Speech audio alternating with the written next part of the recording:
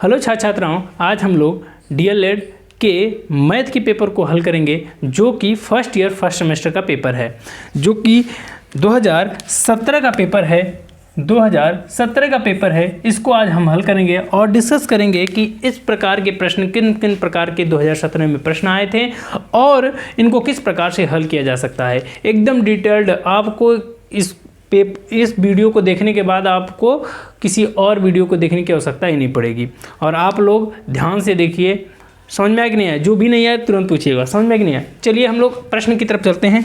हमारा प्रश्न क्या दिया है, पहला प्रश्न देखते हैं जो कि बहुविकल्पी प्रश्न है। बहुविकल्पी प्रश्न में दिया है कि 8365 में किसका 3 का स्थानीय मान है। यहाँ पर हमको बोल रहा है कि स्थानीय मान ज्ञात करना है। किसका? हमको प्रश्न दे दिया है कि 8365 में किसका 3 का स्थानीय मान हमको क्या करना है, ज्ञात करना है। तो सिंपल सी बात है कि हमको 3 का स्थानीय मान ज्ञात करने के लिए हमें क्या करना पड़ेगा। देखिए, इस 3 को यहाँ पर लिखेंगे और इसके पीछे कितने अंक हैं, 1 2 अंक है, तो यहाँ पर 2 0 लगा देंगे। समझ में आया कि नहीं आया? तो यह हो गया हमारा किसका 3 का स्थानीय मान। अगर यहीं पे पूछ देता कि 8 का स्थानीय मान क्या होता है, तो 8 का स्थानीय मान क्या हो जाएगा, पीछे कितने अंक है, 1 2 3 अंक, तो 3 0 लग जाएंगे। तो जितने अंक रहते हैं पीछे उतने क्या हो जाते हैं, 0 लग जाते हैं। समझ में आया कि नहीं आया? चलिए हम लोग अगले प्रश्न की तरफ चलते हैं। विकल्प में हमें दिख रहा है कि कौन सा विकल्प सही है। 300 आया है तो दूसरा विकल्प जो है क्या है, सही है। समझ में आया कि नहीं आया? चलिए हम लोग अगले प्रश्न की तरफ चलते हैं। अगला प्रश्न क्या कहता है, क्या लिखा है कि कौन सा जोड़ा, जो ये जोड़े में दिए गए हैं, एक दूसरे लिखा है, सटा हुआ है, दूसरे का क्या है, व्युत्क्रम है। व्युत्क्रम का मतलब क्या होता है, व्युत्क्रम का मतलब क्या होता है, जब दी गई संख्या में ऐसी संख्या से गुणा किया जाए कि गुणनफल जो है 1 आए, उसको हम क्या कहते हैं, व्युत्क्रम बोलते हैं। क्या बोलते हैं, व्युत्क्रम बोलते हैं। जैसे मान लीजिए कि बोला जाए कि 5 का व्युत्क्रम क्या है, तो 5 में किसका गुणा किया जाएगा कि इसका गुणनफल क्या आएगा, 1 आएगा। तो हम यह बोलेंगे कि अगर हम इसका 5 का गुणा 1/5 में करेंगे तो क्या आएगा, गुणनफल आ गया 1। तो अगर कोई पूछा कि 5 का व्युत्क्रम क्या है, तो आप बता देंगे कि 1/5 क्या है, 5 का व्युत्क्रम है। समझ में आया कि नहीं आया? इस प्रकार से तो यहाँ पर हम देखेंगे कि जो पहला विकल्प दिया हुआ है, पहला विकल्प क्या दिया है, व्युत्क्रम के नियम का पालन कर रहा है कि नहीं। क्या दिया है कि 3 गुणे, क्योंकि गुणा करना था, 3/9, 3 से 3 कट गया, आया क्या 1/9, जो कि हमको क्या पता करना था, गुणा करने पर क्या आना चाहिए था, 1 आना चाहिए, लेकिन क्या आ गया, 1/9 आ गया। इसका मतलब कि यह विकल्प गलत है। फिर दूसरे विकल्प की तरह चलते हैं। दूसरा विकल्प दिया है कि 1/5 गुणे 5/10, 5 से 5 कट गया, बच गया 1/10। यहाँ पर भी 1 नहीं आया, ये भी विकल्प क्या है, गलत है। दूसरा विकल्प देखते हैं अगला। अगले विकल्प के देखते हैं, तो अगला विकल्प क्या है, 5/6, 6/5। अब यहाँ पर देखेंगे कि इस 6 से 6 कट गया, 5 से 5 कट गया, आया क्या, यहाँ पर 1, यहाँ पर 1, 1 कम 1, 1 कम 1, यहाँ पर 1, यहाँ पर 1, 1 कम 1 से 1 कट गया, बचा क्या है 1। समझ में आया कि नहीं है? यहाँ पर क्या आ गया 1, जो कि हमें व्युत्क्रम का नियम है कि दोनों जो मूल जो दिया है, मूल संख्या दी है और जो व्युत्क्रम है, उन दोनों का गुणा करने पर 1 आना चाहिए। तो हमारा 1 तो आ गया, हमारा तीसरा विकल्प क्या हो गया, सही हो गया। और इसको भी देखेंगे तो यह क्या हो जाएगा, गलत हो जाएगा। जैसे मान लीजिए कि क्या दिया है विकल्प में, 4/8 गुणे 1/2, 2 से कट गया 2 बार में, 2 से कट गया 1/4, आ गया क्या 1/4, जो कि क्या है 1 नहीं आया। इससे यही हुआ कि ये भी गलत है। समझ में आया कि नहीं आया? चलिए हम लोग अगले प्रश्न की तरफ चलते हैं। देखिए तीसरा प्रश्न क्या कह रहा है, तीसरा प्रश्न कह रहा है कि 2.4 गुणे 0.5 का क्या करिए, मान है, मतलब इसका क्या करिए, गुणा कीजिए। तो सिंपल सी बात है, गुणा कर लीजिए। क्या दिया है, 2.4 गुणे 0.5, सिंपल सा क्या करिए, गुणा करिए।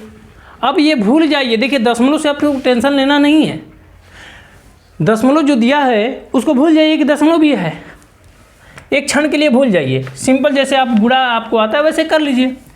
5 चौक को 20, 2 हासिल हो गया। फिर 5 दूना के 10 और 10 दू 12। अब यहाँ पर आओगे कोई तो अंक नहीं है, सीधे उतर गया 12। अब 0 का गुणा 4 में करेंगे तो भी 0 आएगा, 0 का गुणा 2 में करेंगे तो भी 0 आ गया। अब इसको क्या करिए, जोड़ लीजिए। जोड़ेंगे तो क्या आ गया, 0 2 1।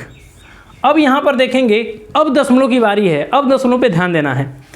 अब एक बात बताइए, दशमलव के पीछे एक अंक है, यहाँ पर दशमलव के पीछे एक अंक है, तो मतलब दशमलव के पीछे कितने अंक हो गए, एक अंक यहाँ पर है, एक अंक यहाँ पर है, तो 2 अंक हो गया ना। तो अब यहाँ पर लिखेंगे 1 2, तो ये 2 अंक के बाद आपको क्या कर देना है, दशमलव लगा देना है। तो अब हमने क्या विकल्प देखना है, तो विकल्प में क्या दिया है, यह 0.12 दिया है, ये गलत हो गया। यहाँ पर क्या दिया है, 1.20, 1.20, यही सही है और ये भी गलत है, बाकी सब कितने हैं, गलत है। समझ में आया कि नहीं आया। इस प्रकार से कभी भी आपको दशमलव का गुणा आ जाए तो आप थोड़ा सा भी घबराइएगा मत, थोड़ा सा चिंतित मत होइएगा। सिंपल जैसे आपको आता है गुणा उसी प्रकार से करिएगा। बस आपको क्या कर देना है लास्ट में कि दशमलव को गिन लेना है। जैसे मान लो कि सपोज दैट ऐसा होता कि यहाँ पर 0 0 होता, सपोज दैट ऐसा होता तो आपको क्या करना पड़ता है, 1 2 3 4। तो अब यहाँ पर 4 अंकों को पीछे लेकर आके लग, जो कि प्रश्न नंबर 4 है वो कह रहा है कि 5x प्लस कोष्टक में 7x माइनस 3 का क्या करिए, मान है। मतलब इसको भी क्या करना है, हल करना है। तो अब यहाँ पर प्रश्न जो दिया है उसे लिख लें, कोष्टक में 7x माइनस 3। अब एक क्या करना है, सबसे पहले हम जानते हैं किस प्रकार के जब भी प्रश्न आए तो सबसे पहले हमको कोष्टक को हल करना पड़ता है। कौन सा कोष्टक, पहले रेखा कोष्टक, उसके बाद छोटा कोष्टक, उसके बाद मझला, फिर उसके बाद बड़ा, ठीक।